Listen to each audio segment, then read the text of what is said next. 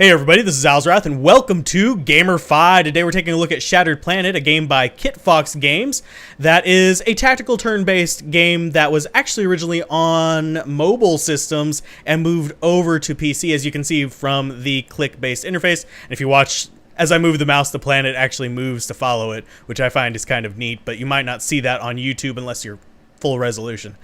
As far as how I found out about Kitfox Games and Shattered Planet, it's honestly through the Square Enix initiative thing. I forget what it's called, basically where they try and get startups and new companies up and through publishing and stuff like that.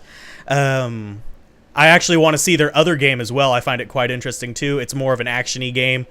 But yeah, I'll cover that whenever I get to it. But as far as Shattered Planet, I was honestly impressed. Whenever I heard it was a mobile to PC port, I was kind of hesitant to try it because I've had really mixed kind of results with that. But in the end, this turned out to work quite well. Let's go ahead and take a look at the settings.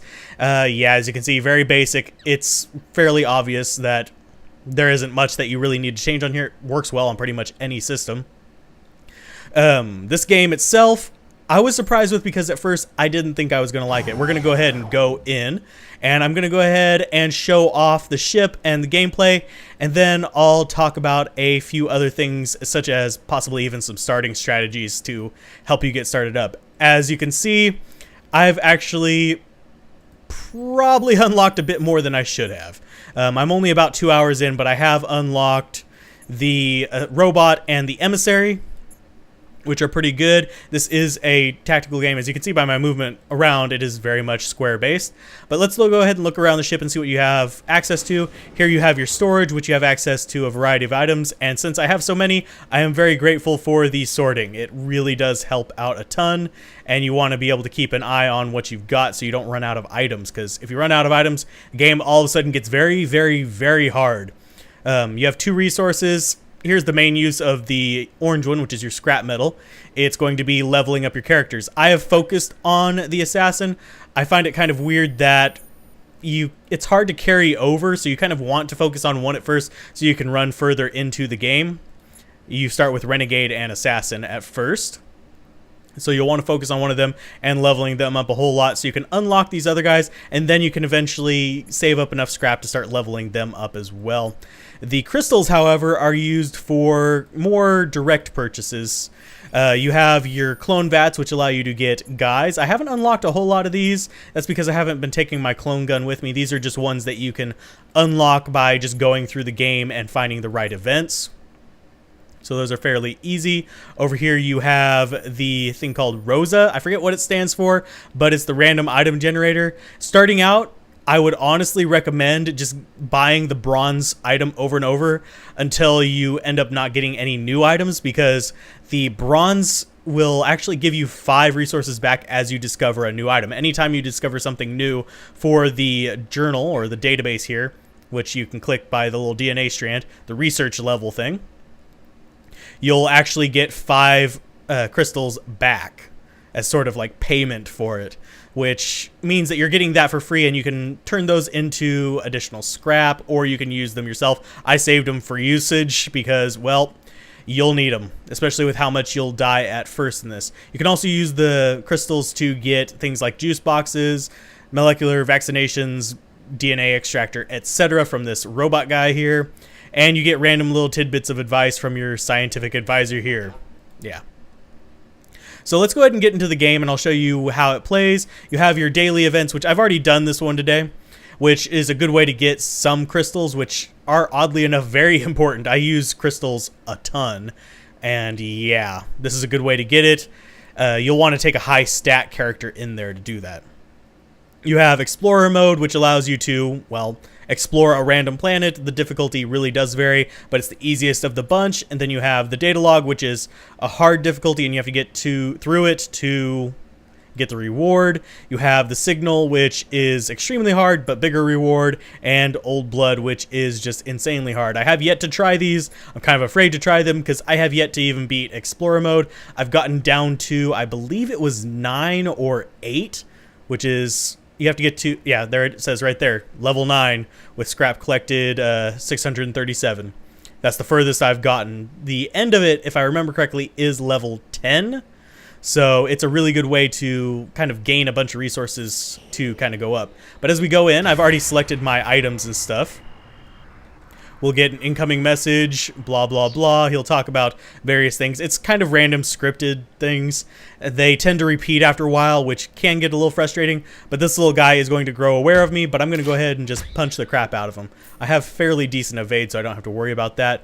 Every class has a little special perk. This one has the starting perk of being sneaky for the first 200 moves, which is honestly a really good perk to have, especially whenever you're starting out, because it allows you to survive longer and you can kind of dodge past enemies that would otherwise give you a lot of problems. So let's go ahead and move up here. As you'll see, I move around, you'll see that there's actually a little mini map, and you'll see a little bit of purple creep. I don't know if you can see that on the screen, but you'll see purple creep show up, and that is actually the darkness. You'll get enemies who pop out of the darkness, which can be very dangerous to you. Let's go ahead and turn my headphones down real quick so I don't have to keep hearing it quite at that volume. But as the darkness creeps in, you'll start to get attacked from it, and if you travel through it, you'll actually take damage yourself. Let's go ahead and move over here and take that out as well. Life persists between the levels. You don't heal up, and you can actually jump off if you want. Let's go ahead and see right there. See? Do you want to jump? No, it'll take you to the next level, which is kind of risky. But we're going ahead and gaining things. Here we have the bottles, which are random each time you go through. So don't rely on remembering the color. And we just got my favorite item. I might as well talk about the tactics with this. This item is the shovel. I'm immediately going to go back this way and do something that I love to do with the shovel. It recharges after a certain number of movements. But if I come down here, use the shovel. Actually, let's not use it just yet. Let's go ahead and move this way and use it right there. It'll drop out a part of the world. Now the darkness can't creep up on me, and we can sort of look at it. But this is pretty much the gameplay. You come through, you go through, and you fight these guys. I kind of wish we would have found a special key, because that would have shown off another one of the mechanics. Oh, there's another random vial.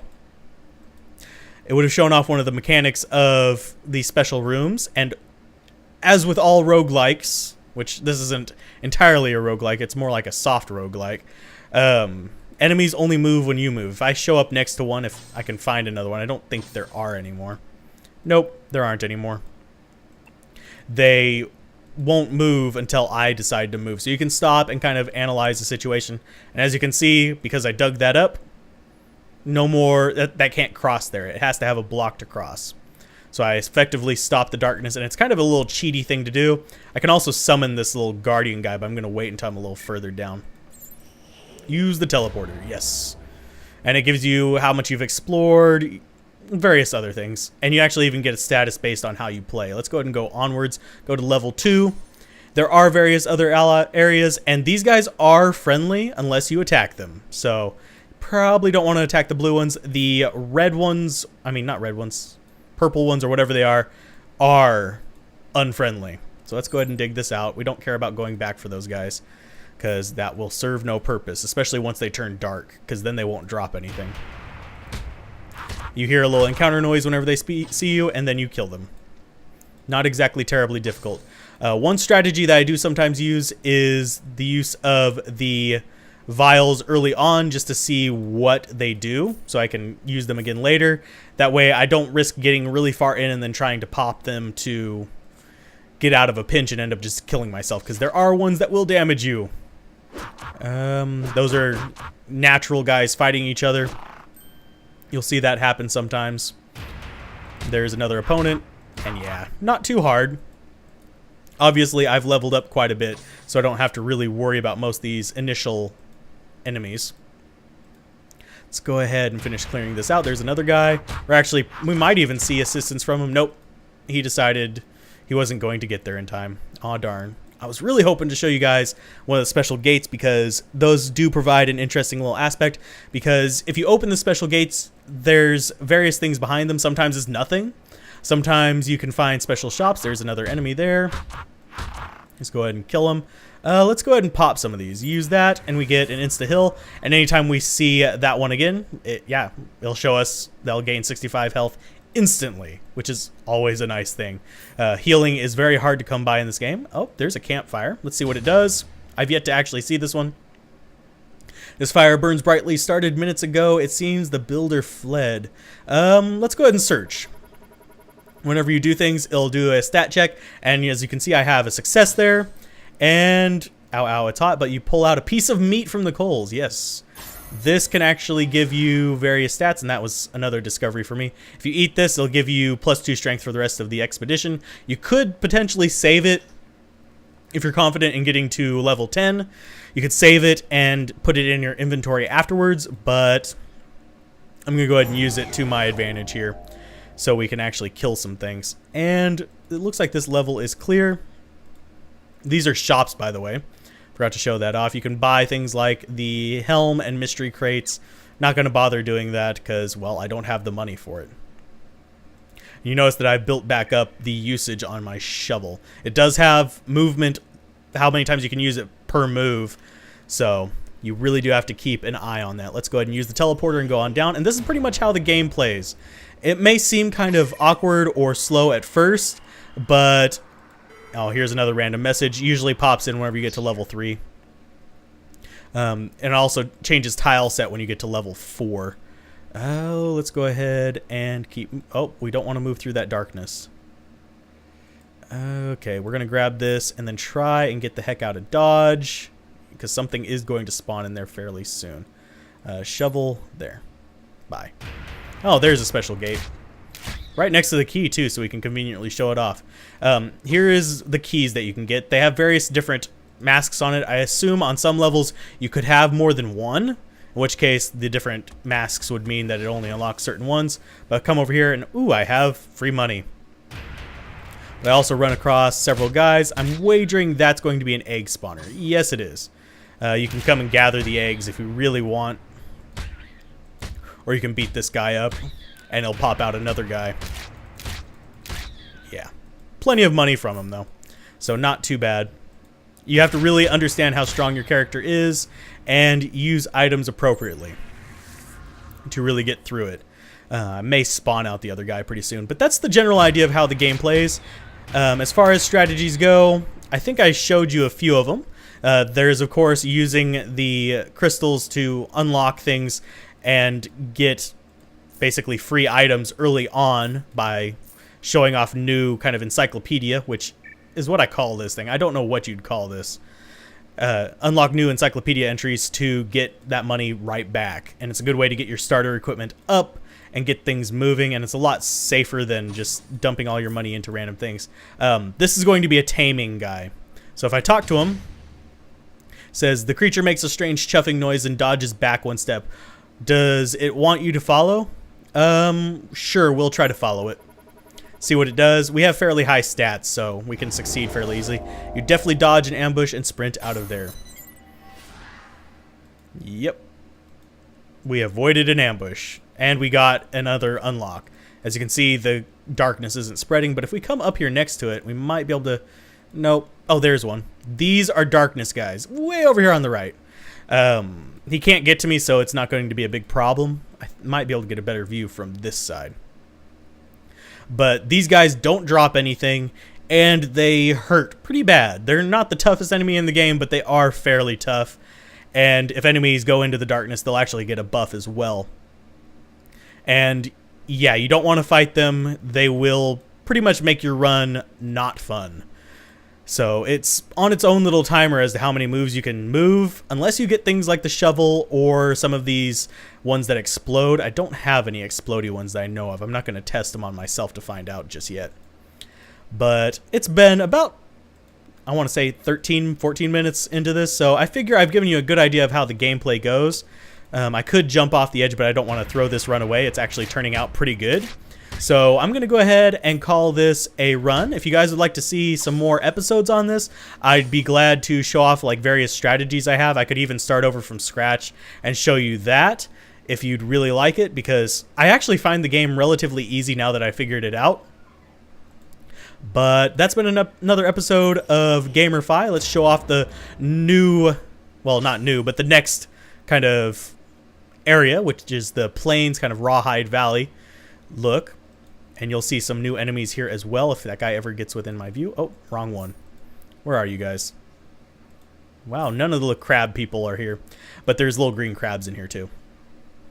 Sorry, you guys won't see your friend anymore. Oh, there's a random enemy. But in various areas, you can actually see various different fauna and stuff like that. But this has been another episode of GamerFi. I will stop rambling, and I will let you guys go. Keep gaming, have fun, peace out, and I will see you guys next time on GamerFi. Bye.